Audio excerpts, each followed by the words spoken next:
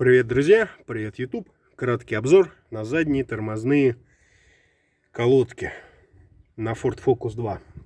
Также первый и третий. Ситуация и проблема одна. То, что на кочках, на неровностях гремит суппорт. Вот так вот. Скоба у нас установлена, но вот такой вот звук у нас на кочках. То, что суппорт вот так вот шатается. Причиной всему вот это вот скоба, которая держит наш суппорт и прижимает к скобе. То есть что нам нужно для того, чтобы этот звук пропал? Купить ремкомплект скоб. Их много видов. Один у меня вот такой вот. Испания. И другой фирмы Master Kit. Более дешевый вариант. Вот такой вот артикул. Значит, что мы делаем? Мы извлекаем нашу скобу, отверточкой поддеваем и ее выкидываем.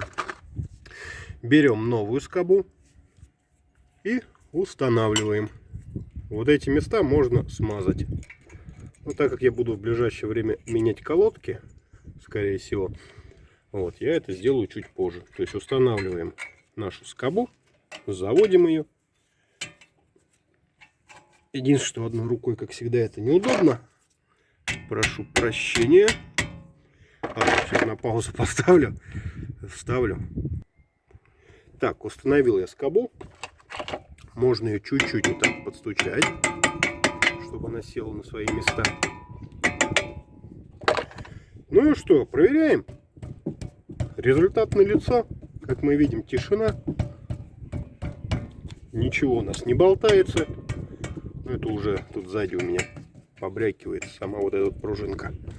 То есть все, тишина, результат налицо.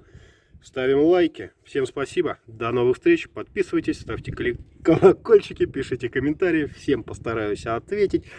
Скоро будем развивать наш канал.